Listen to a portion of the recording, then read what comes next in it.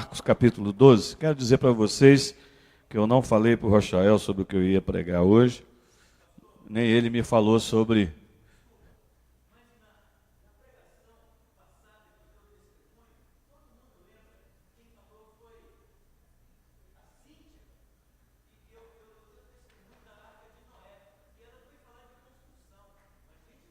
Não combina, não? Quem combina é o Espírito Santo. Marcos capítulo 12, de 1 a 12. Parábola dos lavradores maus. Diz assim: Depois entrou Jesus a falar-lhes por parábola. Um homem plantou uma vinha, cercou-a de uma sebe, construiu um lagar, edificou uma torre, arrendou-a a uns lavradores e ausentou-se do país. No tempo da colheita enviou um servo aos lavradores para que recebesse deles dos frutos da vinha. Eles, porém, o agarraram, espancaram e o despacharam vazio. De novo lhes enviou outro servo e eles abordoaram na cabeça e o insultaram. Ainda lhes mandou e a esse mataram. Muitos outros lhe enviou, dos quais espancaram uns e mataram outros. Restava-lhe ainda o seu filho amado. A esse lhes enviou, por fim, dizendo: Respeitarão meu filho. Mas os tais lavradores disseram entre si: Este é o herdeiro. Ora, vamos, matemo-lo, e a herança será nossa. E agarrando-o, mataram-no e o atiraram para fora da vinha. Que fará, pois, o dono da vinha? Virá, exterminará aqueles lavradores e passará a vinha a outros. Ainda não lestes essas escrituras? A pedra que os construtores rejeitaram, essa veio a ser a principal pedra angular. Isso procede do Senhor e é maravilhoso aos nossos olhos. E procuravam prendê-lo, mas temiam o povo, porque compreenderam que contra eles proferira essa parábola. Então, desistindo, retiraram-se. Amém?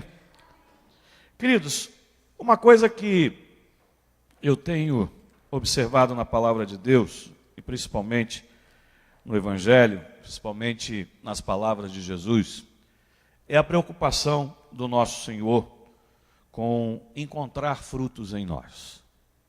Essa preocupação, ela é tremenda. Se você começar a olhar aqui o capítulo 11 de Marcos, você vai ver que esse momento é o momento da entrada triunfal em Jerusalém.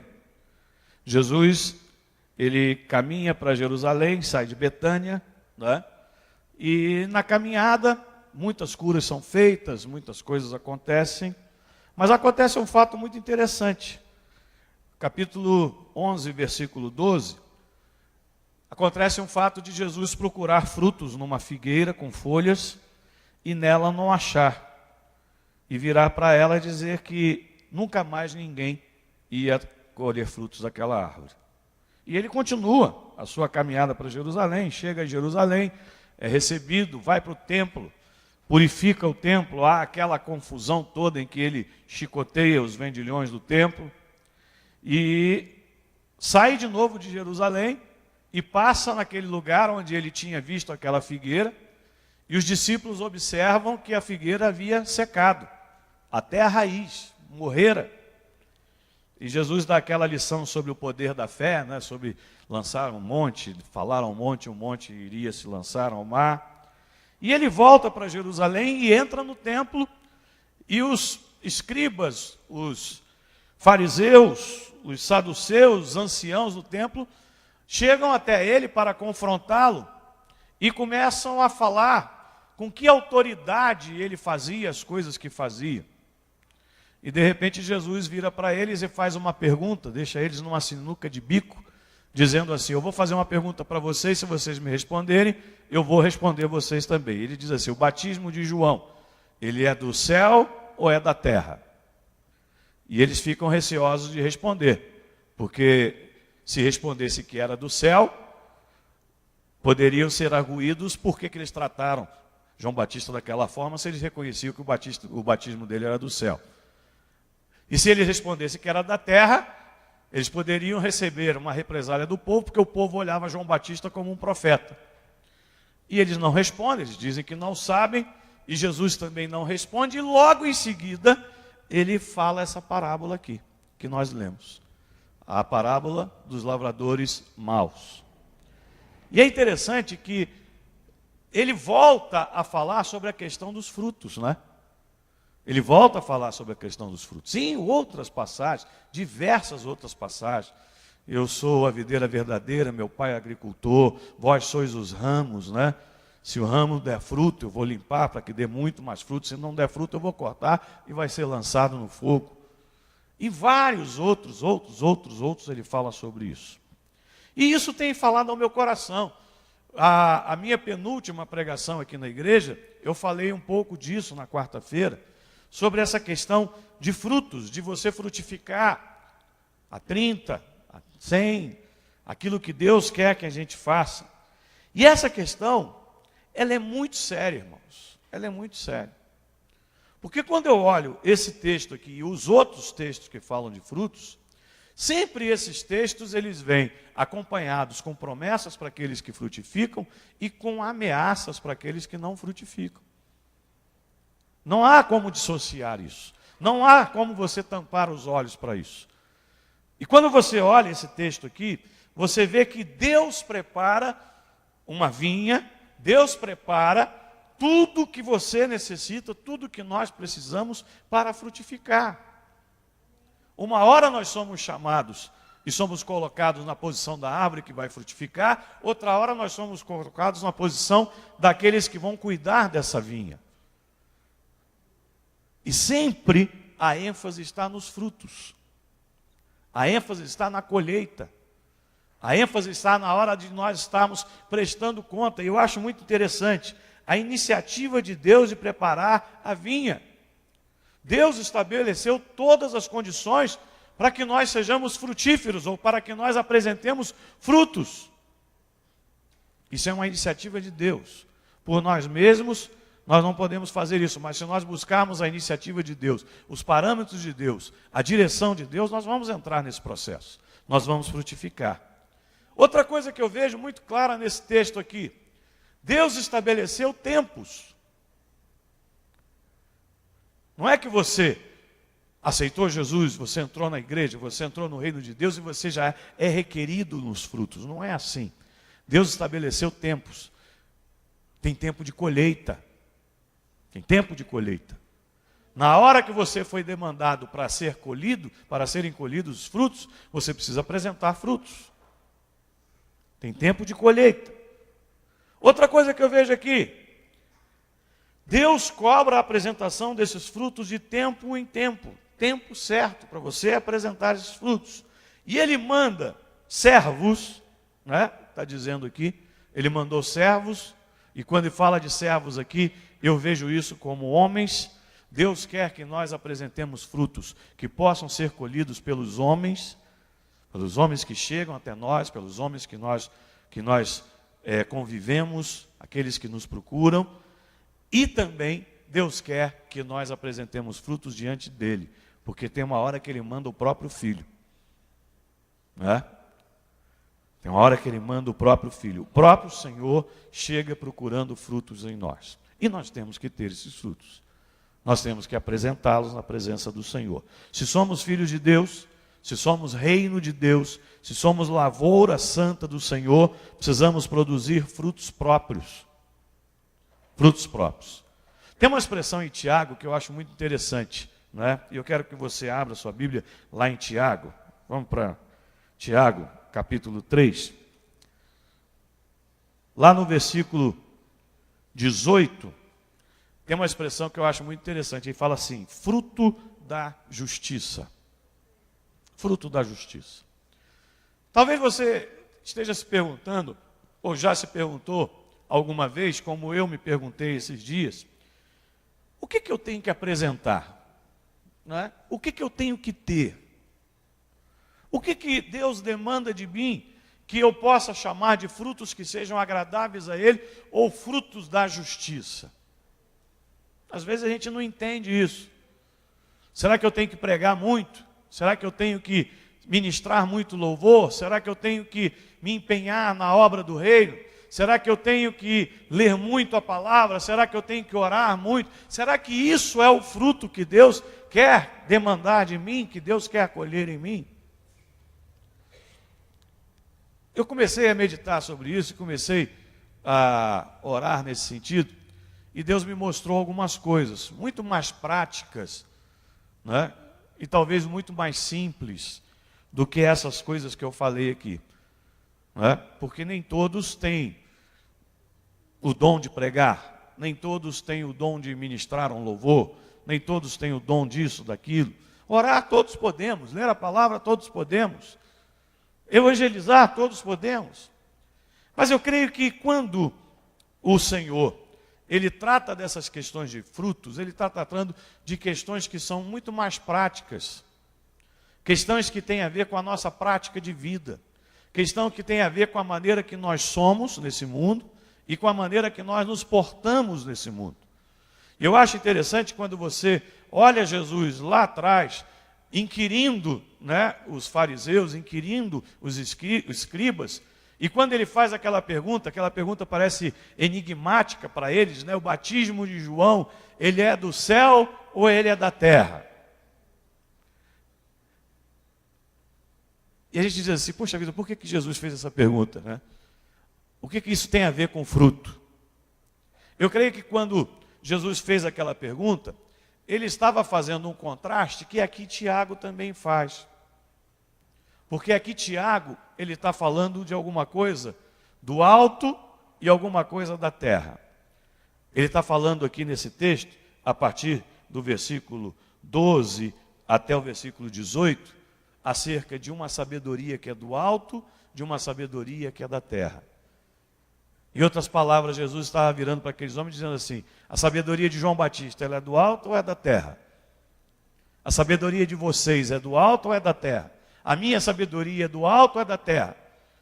Porque na medida em que nós entendermos que nós somos cidadãos do alto, na medida em que nós entendermos que aquilo que nós devemos buscar é a sabedoria do alto e não a da terra, nós vamos apresentar os frutos que Deus quer. Apresentar os frutos que Deus quer. Eu quero ler com vocês aqui a partir do versículo 12, que diz assim, acaso, meus irmãos, pode a figueira produzir azeitonas ou a videira figos? Nós, como servos de Deus, temos frutos próprios. Não é? Se nós somos figueira, nós vamos produzir figos. Se nós somos videira, nós vamos produzir o quê? Hein? Vamos produzir o quê? Videira. Uva. Se nós somos oliveira, nós vamos produzir o quê? Azeitona. A gente não pode dizer que é uma coisa e produzir outra. A gente não pode dizer que é uma coisa e quando Deus vier buscar aquela coisa em nós, encontrar outra diferente. Vamos para o versículo 13. Quem entre vós é sábio e inteligente? Mostre em mansidão de sabedoria, mediante condigno proceder em suas obras.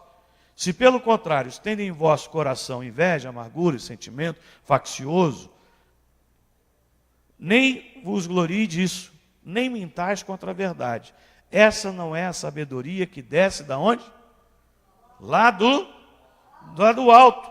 Antes, é sabedoria terrena, animal e demoníaca. Demoníaca.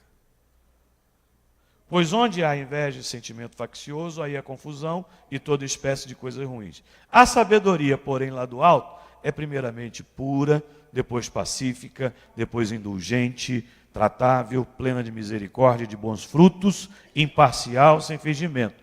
Ora, é em paz que se semeia o fruto da justiça para os que promovem a paz. Então, o que é esse fruto que Deus quer de nós? Como é esse fruto que Deus quer de nós? É fruto que é decorrente da sabedoria do alto aplicada em nossa vida. Aquilo que o Rochael veio aqui, disse assim, antes eu tinha perna e não sabia andar. Antes eu tinha olhos e não sabia ver. Antes eu tinha ouvidos e não sabia ouvir. Por quê? Porque o que se manifestava na vida dele era a sabedoria terrena, animal e demoníaca. Então os frutos que viriam disso dessa construção, desse momento que foi semeado na vida dele, esse tipo de coisa, e foi acalentado, foi alimentado, foi regado, os frutos que viriam seriam frutos diferentes. Mas a partir do momento que você conhece a sabedoria do alto, você busca a sabedoria do alto, você se diz servo de Deus, você se diz videira, ramo da videira verdadeira, os frutos têm que ser os frutos que vêm lá de cima, que são decorrentes da sabedoria do alto. E nós vimos aqui o que está elencado, o que está elencado aqui. O que Tiago diz aqui? Primeiramente, a sabedoria do alto é pura. Pura. Sabe o que Deus vai buscar em você como fruto? Pureza.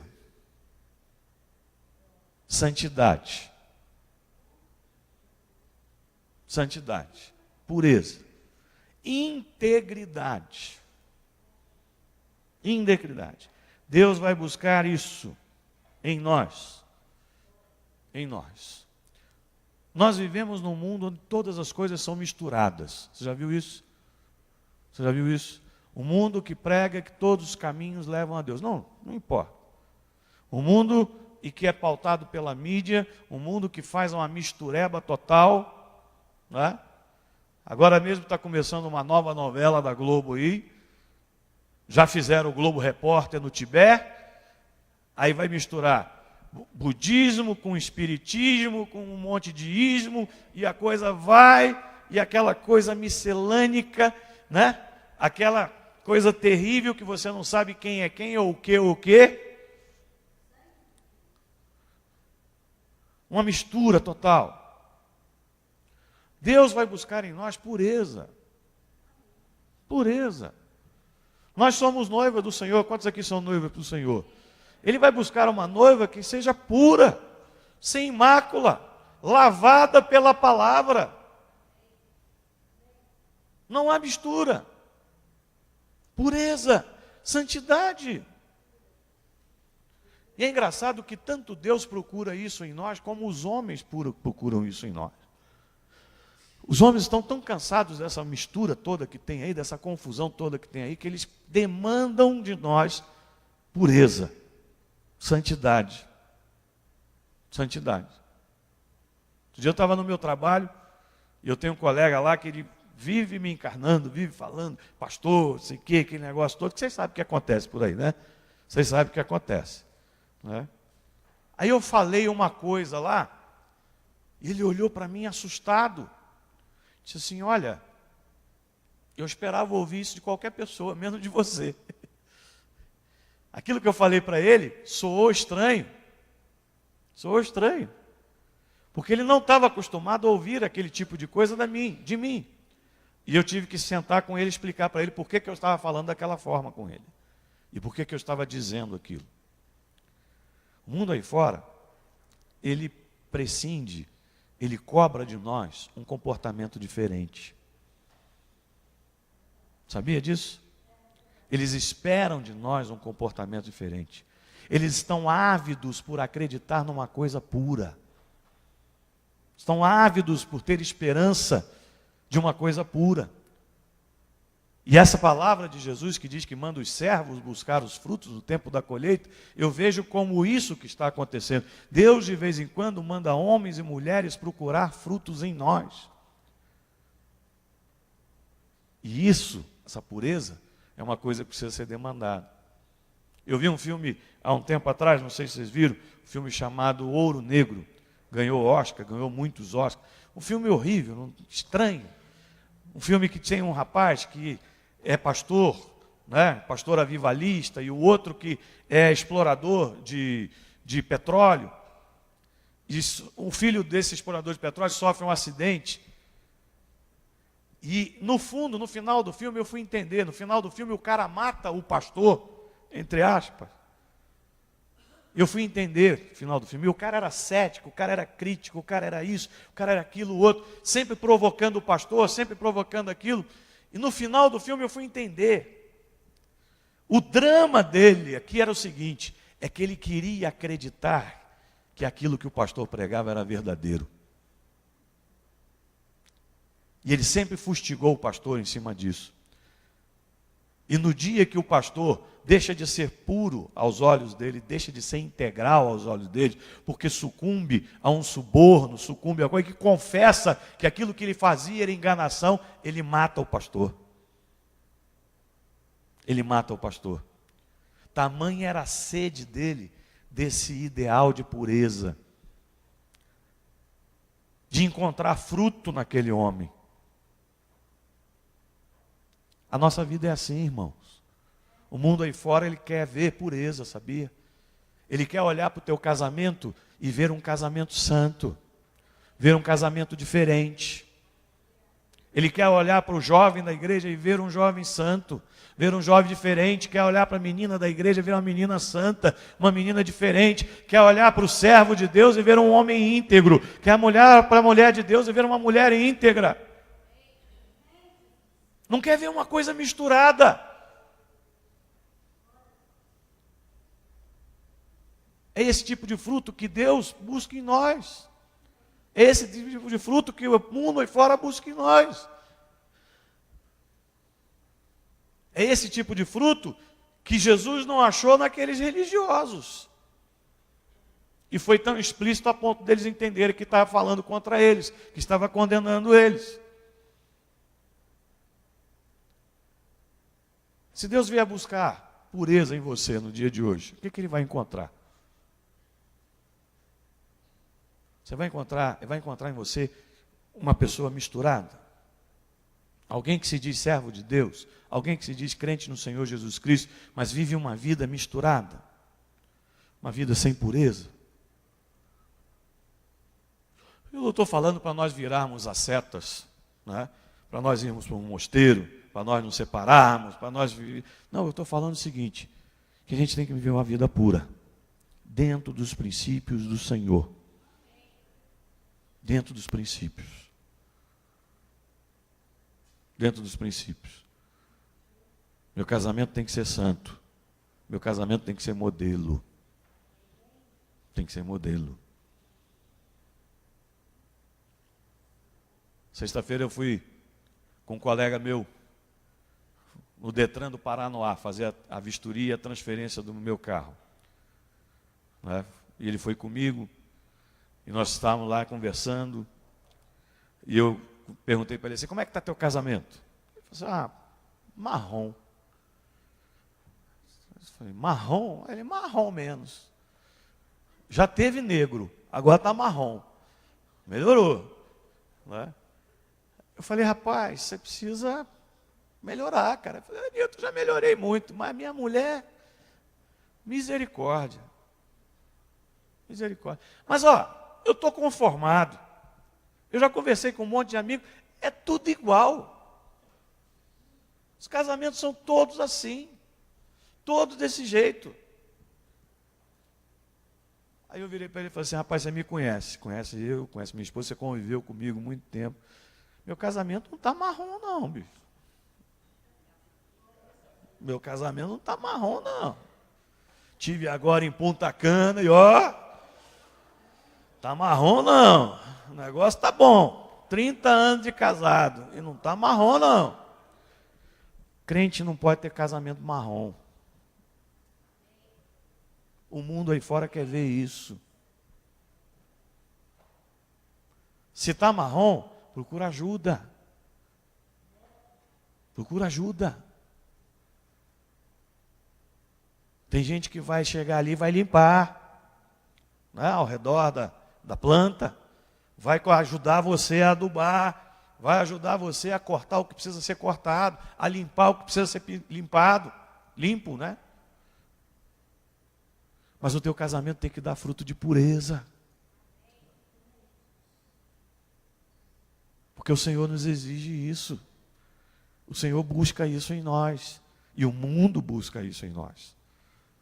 Amém, irmão? Amém ou não amém, como dizem aí? Amém. Amém. Outra coisa que fala aqui da sabedoria do alto é que ela tem que ser pacífica. Pastor, agora pegou. Você é um indivíduo pacífico? Pacífico. ou você é um imã de encrenca? Porque tem gente que é imã de encrenca. Tem gente que é imã de encrenca. Outro dia eu estava conversando com uma pessoa, Roseli estava junto comigo, ela disse assim, eu estava passando na rua, do nada veio uma mulher e começou a gritar comigo. Quase que eu voei no cabelo dela, aquela confusão, aquele negócio. Aí eu saí da rua, fui para o supermercado, veio outra querendo pegar minha bolsa. Eu falei, meu Deus do céu, essa mulher é um imã de encrenca. Não é possível. Aí eu virei para a Roseli e falei assim, e ela não faz nada, né? Não faz nada, é uma santa. Ninguém, essas coisas acontecem com ela assim de graça, né? De graça. Mas tem gente que parece que é imã de encrenca, né? E o que é pior, tem gente assim dentro da igreja. Dentro da igreja. Onde você bota aquela pessoa, onde você coloca, onde você caminha com ela, é imã de encrenca. Quando diz que a sabedoria do alto, ela é pacífica. Ela é pacífica. Você procura a paz ou você procura a guerra? Hã? Procura a paz ou procura a guerra? Em todas as áreas, em todos os momentos. Quando você chega num ambiente, aquele ambiente se transforma em um ambiente de paz ou se transforma em um ambiente de guerra? Um dos maiores elogios que eu recebi na minha vida de uma pessoa não crente foi quando eu fui convidado para assumir a chefia que eu desenvolvo hoje lá no meu trabalho. A pessoa me chamou, eu era novo no lugar, relativamente novo, tinha muita gente com muito mais tempo que eu lá, tinha gente muito mais capacitada tecnicamente que eu lá, mas a pessoa me chamou e disse assim, olha, eu te chamei e eu te convidei para assumir essa função, porque você é um homem que onde você chega, a paz impera. Eu fiquei olhando assim para ele. Eu tenho te observado, onde você chega, a paz impera. Eu falei assim, glória a Deus, glória a Deus. E eu preciso de uma pessoa como você nesse lugar, porque estava uma confusão, uma brigaiada, aquele negócio. Os caras, homem velho, mulher velha, brigando um com o outro, falando mal um do outro, falando pelas costas. Eu falei, meu Deus do céu, para onde é que Deus foi me botar?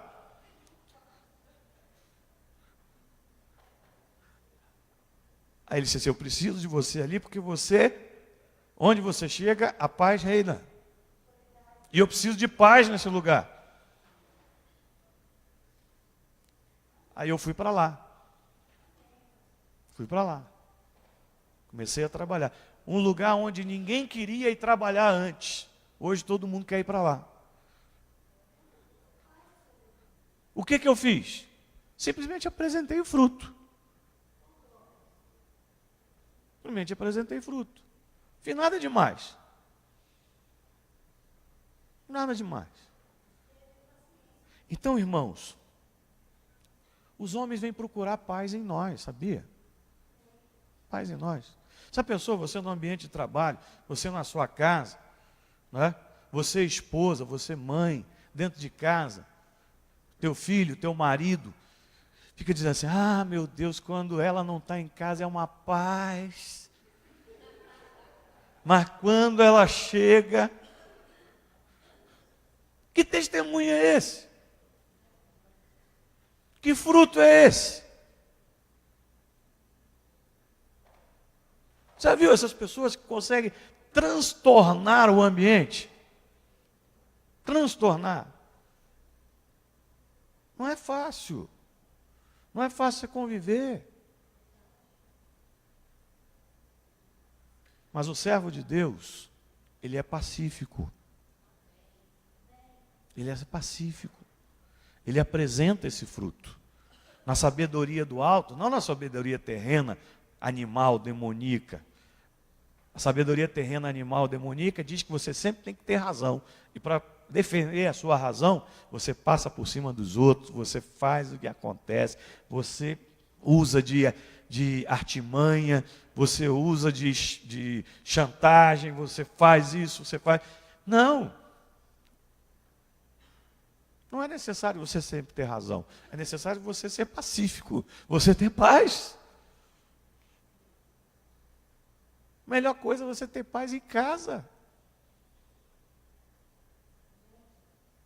paz em casa. Você não imagina o que é você ter uma pessoa que perturba a paz dentro da sua casa. Esses dias eu tirei férias, fiquei uma semana em casa. Meu Deus do céu, a menina que trabalha lá em casa, ela perverte a paz. E eu falei, meu Deus do céu, como é que isso... Não dá. A gente precisa aprender isso. Você tem dado esse fruto? Só a Alice disse amém, ó. Só a Alice disse amém. Você tem dado esse fruto? Seja sincero. Seja sincero. Se você não tem dado, nessa manhã Deus trouxe aqui para falar com você. Não é como diria o meu irmão, fala Deus. Não é? Se na tua casa o pessoal tem tido essa reação, no teu trabalho tem tido essa reação, você precisa rever. Você precisa rever. Outra coisa que fala da sabedoria do alto, que diz que ela é indulgente. Você sabe o que é uma pessoa indulgente? Aquela palavra, ela vem da palavra indulgência. Não é? Indulgente é a característica de uma pessoa que perdoa com facilidade. Indulgente é a característica de uma pessoa que expressa uma disposição ou uma tendência para julgar algo ou alguém de modo favorável. Você perdoa com facilidade? Ou uma vez ofendido, sempre ofendido? Sempre ofendido. Eu tenho um colega lá no meu trabalho, é um amigo meu, né? Mas ele bate no peito e diz assim, amigo é amigo, agora inimigo é inimigo. É inimigo. Eu tive que tirar esse camarada da minha sala, tive que tirar ele de perto de onde eu trabalho, porque houve uma mudança lá, e ele virou inimigo do diretor da nossa coordenação lá, e ele simplesmente não podia ver o diretor, ele começava a tremer todo. E nós descobrimos que ele começou a fazer um tratamento psiquiátrico, porque ele entrou num processo terrível. Ele não consegue perdoar. Está no 4º, 5º casamento, porque não consegue perdoar. Já está acabando o 4º ou 5º casamento. Eu falei para ele que eu ia para Punta Cana comemorar os 30 anos com a minha esposa. Ele falou assim, rapaz, eu vou, mas eu tenho que trocar de esposa para ir, porque essa não dá para levar mais não. Eu falei, caramba, ele não consegue perdoar. Ele descobriu, o filho dele, garotão, 17, 18 anos, descobriu que estava fumando maconha. Irmãos, foi um trabalho de 1 ano aconselhando esse cara para ele perdoar o filho. Não basta dizer, diabético, pressão alta, coluna arrebentada, todo arrebentado. E não sabe por quê. Um cara bem mais novo que eu, né? Uns 45, 46 anos, você olha para ele e você diz que ele é meu pai, quase. Estou exagerando, né? Mas você diz que ele é mais velho que eu.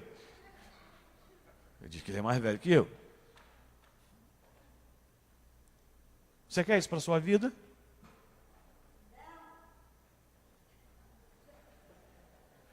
Não. Não quero.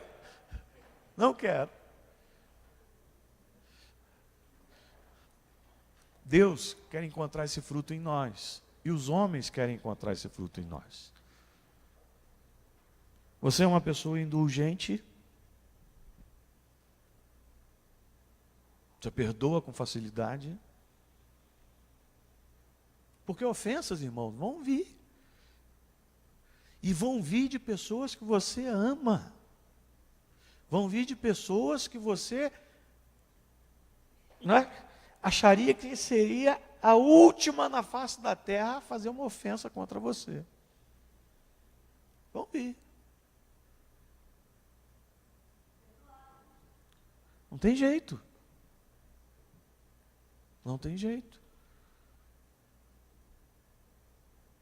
Mas Deus requer de nós esse fruto. Deus quer achar em nós esse fruto. Deus quer achar em você esse fruto. Os homens querem achar em você esse fruto. Indulgente. Indulgente. Outra coisa que diz aqui, que a sabedoria que vem do alto é tratável. Tratável. Sabe o que quer dizer isso?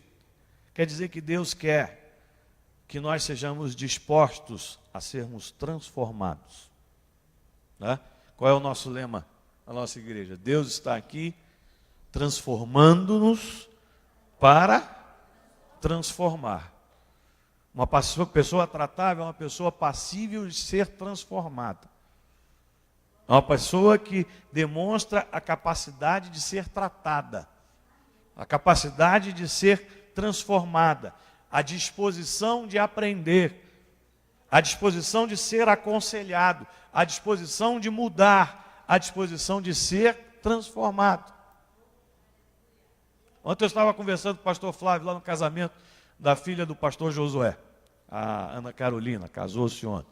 O pastor Josué fez o casamento, pregou, e eu fiquei olhando assim, falei, rapaz, você é o cara, porque ele foi, deu uma palavra maravilhosa, não engasgou, a emoção era latente, né, casar a filha primogênita. Eu fico pensando no dia que vai acontecer isso comigo, eu sou chorão, e o Tim, então o Tim vai morrer do coração, e o Tim vai, né, eu sou chorão também.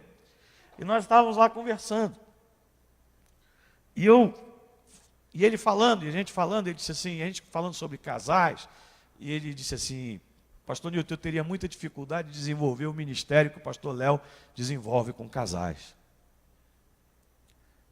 Eu falei, eu também, cara, eu também. Porque eu acho o seguinte, eu entendo o seguinte, né? Ministério de casais, o pastor Léo vai lá, mostra as ferramentas para a pessoa caminhar bem. Ensina como caminhar. Mas a pessoa, se ela não pegar a ferramenta e aplicar, ela vai viver na eterna guerra. Vai viver na eterna confusão. O que é o indivíduo tratável? É aquele que vai lá, ouve o conselho, pega a ferramenta, aplica na sua vida e cresce. E resolve o problema. Aí eu disse para ele assim, pastor, eu também tenho muita dificuldade. Olha, eu sou um cara muito objetivo.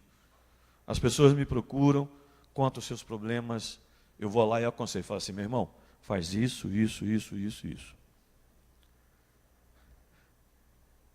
Eu não tenho paciência com quem não faz. Aí depois volta, senta comigo chorando. Eu falei assim, irmão, você fez isso, isso, isso, isso, isso, isso, que eu te aconselhei você fazer? Não. O que você quer que eu te diga mais? O que eu te falei, isso, isso, isso, isso, é o início. Eu não posso passar para frente se você não consegue mudar aqui. Não posso. Aquele amigo meu lá do trabalho que eu falei, né? Uma vez entrou a mulher dele lá na sala, ele tratou a mulher, eu falei, rapaz, se eu tratar minha mulher assim, eu já estava lascado. O negócio é, você não pode tratar a tua mulher desse jeito, não. Mas, Nilton, você quer? Eu falei, não pode, cara. Não pode.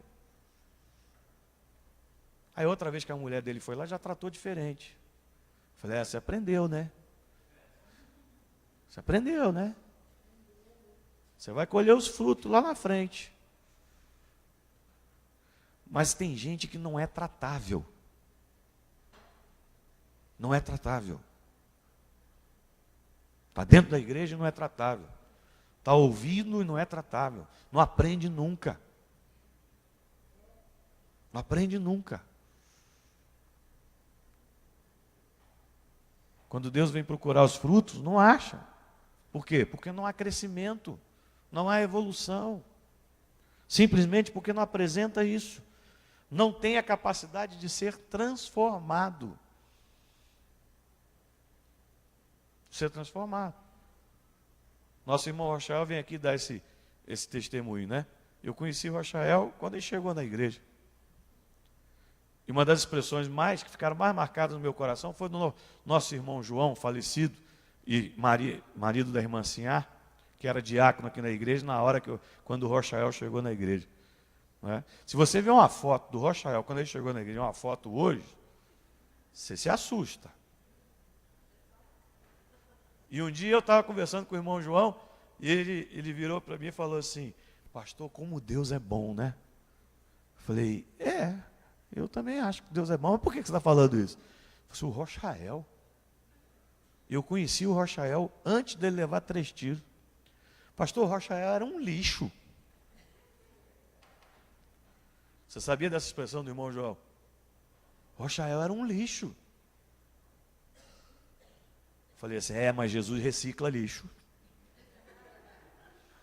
E transforma em coisa boa. Jesus recicla e transforma em coisa boa. Mas o lixo precisa ser tratável. Precisa ser tratável. Deus quer em você, em nós, essa disposição. Ele vai procurar isso em nós. E os homens vão procurar isso em nós. Os homens vão procurar transformação em você. Se você chega no seu trabalho e diz assim, eu sou cristão agora, sou servo de Deus, e não mudou nada, as conversas são as mesmas, as atitudes são as mesmas, ninguém pode pisar no teu calo, ninguém pode falar nada, é uma confusão. Que tipo de transformação é essa?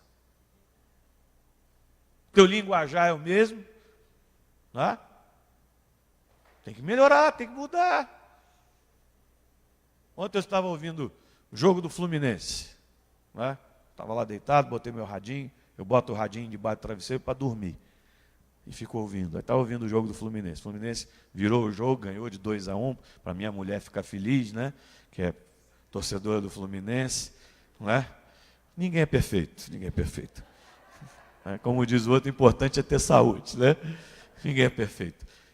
E eu estava lá ouvindo. Aí entrou uma entrevista do Luxemburgo, Vanderlei Luxemburgo, técnico do Fluminense. No meio da entrevista, ele mandou um palavrão. Aí os caras da rádio, da CBN, falaram assim, nós vamos parar a entrevista por aqui, porque nem todo mundo tem educação para ser entrevistado, né? Eu falei, caramba,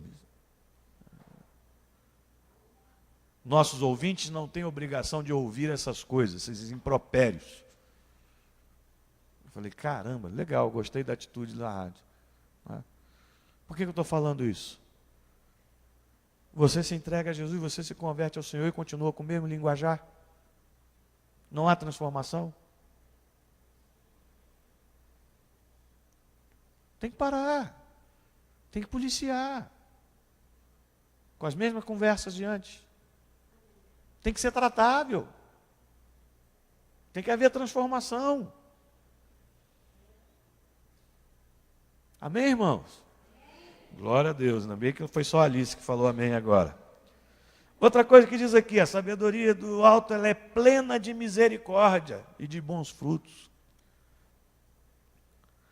Ao contrário do que Deus olhou e viu naqueles escribas, naqueles fariseus, Ele quer encontrar na gente misericórdia.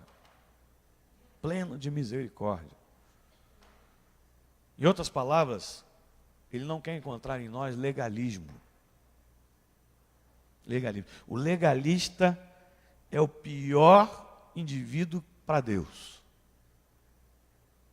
O legalista é terrível. O legalista é aquele que não usa de misericórdia para com o outro.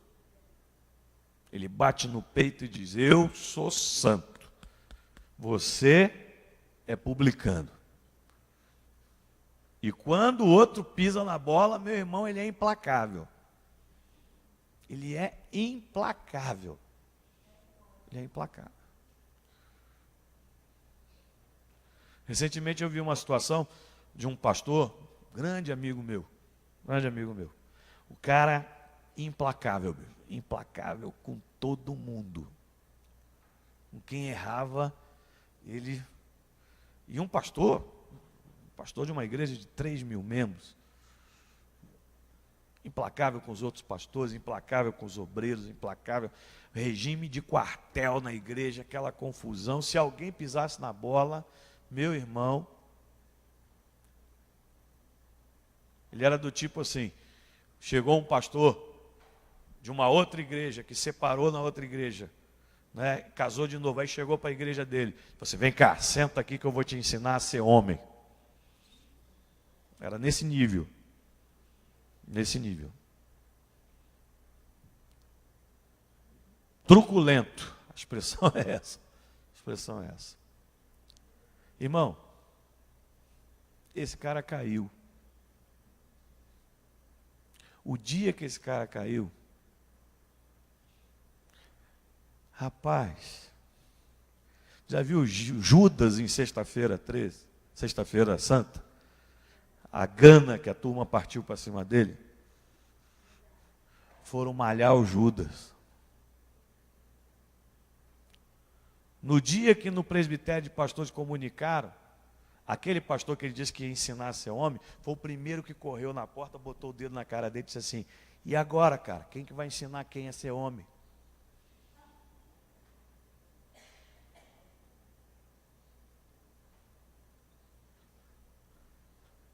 E agora? A sabedoria do alto ela é plena de misericórdia, porque ninguém está isento de cair. Ninguém. Ninguém pode dizer assim: isso não vai acontecer na minha vida, isso não vai acontecer na minha casa. Ninguém.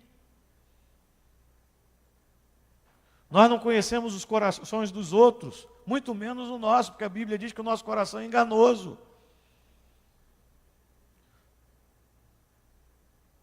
Você não pode dizer assim: eu nunca vou fazer isso. Não diga isso. Diga assim: pela misericórdia, pela graça de Deus, Ele vai me dar força para eu resistir e nunca fazer isso.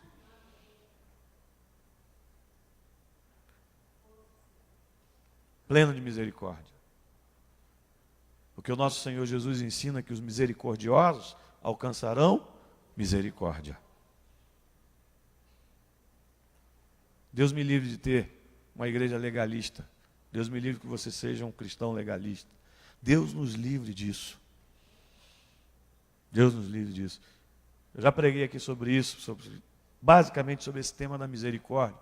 Mas tem muita gente que não estava aqui, eu vou repetir uma coisa que eu falei nessa pregação. A Bíblia diz que as misericórdias do Senhor, elas se renovam a cada manhã. E nós precisamos que elas se renovem a cada manhã. Não é? E diz que bem-aventurado o misericordioso, porque ele vai alcançar misericórdia. Que misericórdia? É essa que se renova. Agora, quando você é legalista, você já notou uma coisa? Que o legalista, ele sempre cai no pecado que ele mais condena. Por quê? Porque ele não exerceu misericórdia sobre a pessoa que praticou aquele pecado. E ele botou um obstáculo, né? Obstaculizou a renovação da misericórdia de Deus sobre aquela área da vida dele. E ele vai cair naquilo. Você pode ter certeza disso. Você pode ter certeza disso. Então Deus quer encontrar em nós esse fruto.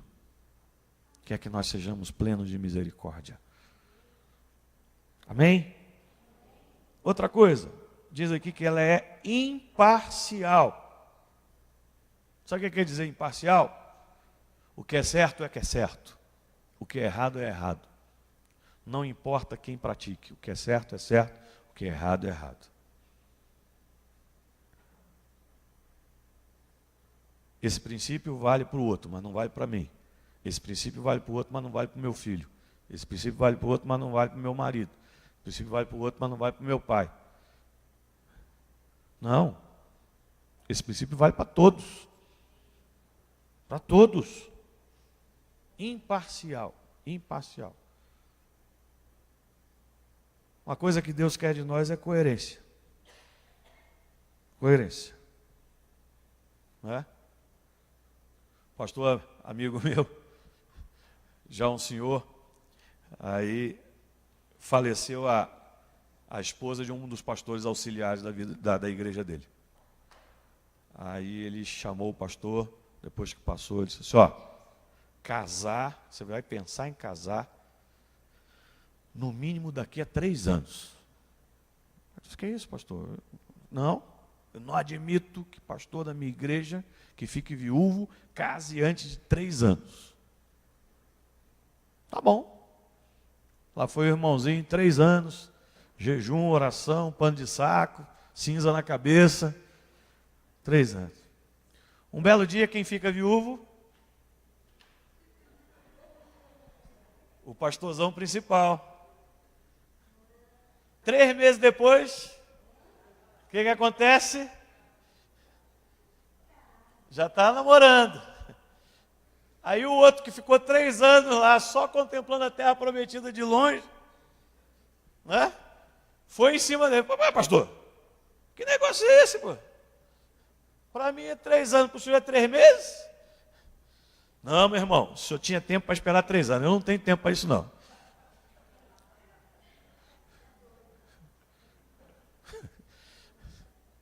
Não tem tempo, não. Para o outro vale, mas para mim não vale, não. Princípio é princípio. Pecado é pecado.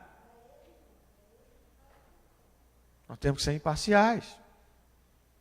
Né? Parciais. Isso tem tudo a ver com aquele primeiro característica lá em cima, pureza. Pureza. Que você começa a negociar a princípio, você começa a se misturar. E aí a coisa peca. Por último, a sabedoria do alto tem que ser sem fingimento. Sem fingimento. Se é uma coisa que Deus procura em nós, é coerência, é transparência, é verdade. É verdade. É verdade. 2 coisas que eu vi em comum em 2 grandes homens de Deus que eu conheci e que vivem num ambiente de igreja perseguida. Um pastor Tony, lá de Cuba, e outro pastor Miguel Zuger, líder da igreja clandestina na Palestina, que já esteve aqui na igreja algumas vezes, aliás, precisa voltar, né? Só que ele não está podendo sair de lá. Ele está cuidando da igreja clandestina, a igreja clandestina está com muita dificuldade de se reunir, e ele está cuidando dos campos de refugiados, que estão acontecendo agora em função da guerra na Síria, né? E em função de toda a primavera árabe que aconteceu, ele não tem podido sair de lá. Mas 2 coisas em comum que eu vi naqueles homens. Eles falavam assim, por exemplo, sobre irmãos que se converteram, e eles diziam assim, eu tenho que arrumar um lugar para mandar o irmão fulano, mas eu não posso mandar para o Brasil não, senão vocês vão estragar ele. Né? Aí eu olhava assim e falava assim, poxa vida, esse camarada está sendo duro com a gente, né? Sendo duro com a gente. Mas a gente entende o seguinte, é que quem vive num ambiente de igreja perseguida, sabe viver uma fé sem fingimento. Sabe que os crentes que estão ali, eles estão ali sem fingimento nenhum.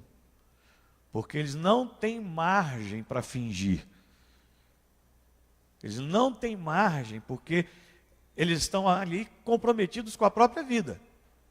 Eles romperam com tudo e eles estão vivendo ali risco de vida todos os dias, risco de morte todos os dias.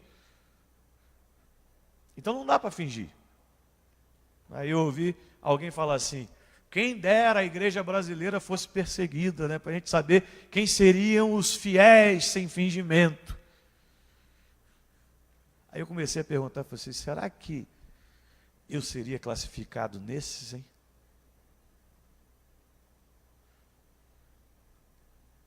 Será que nós seríamos classificados nesses? Fiéis sem fingimento? Porque uma leve e momentânea tribulação, às vezes, produz em nós, não um peso de glória, como o apóstolo Paulo, mas produz um peso de murmuração, um peso de abatimento, um peso terrível. Não é verdade? Não é verdade? Que tipo de crente somos nós? Que tipo de servos do Senhor somos nós? Que tipo de fruto que nós estamos dando? Porque a coisa é séria, irmãos. A gente fala aqui uma coisa, você ri, a gente fala outra coisa, você ri, mas a coisa é séria. Porque, como eu disse no início, em todos os textos que eu li acerca dessa questão de frutos, existe sempre uma ameaça. Existe sempre um cutelo. Existe sempre uma foice. E nós não temos saída. Ou nós apresentamos os frutos, ou nós somos cortados da videira. Eu, como seu pastor, tenho que te dizer isso. Eu, como servo de Deus, tenho que saber isso. Tenho que buscar isso. Então, em nome de Jesus, eu não quero que você seja, nenhum de nós sejamos cortados da videira. E eu creio que você também não quer. Em nome de Jesus. Se o Senhor vier buscar frutos em você hoje, Ele encontra? Ele encontra? Vamos ficar de pé?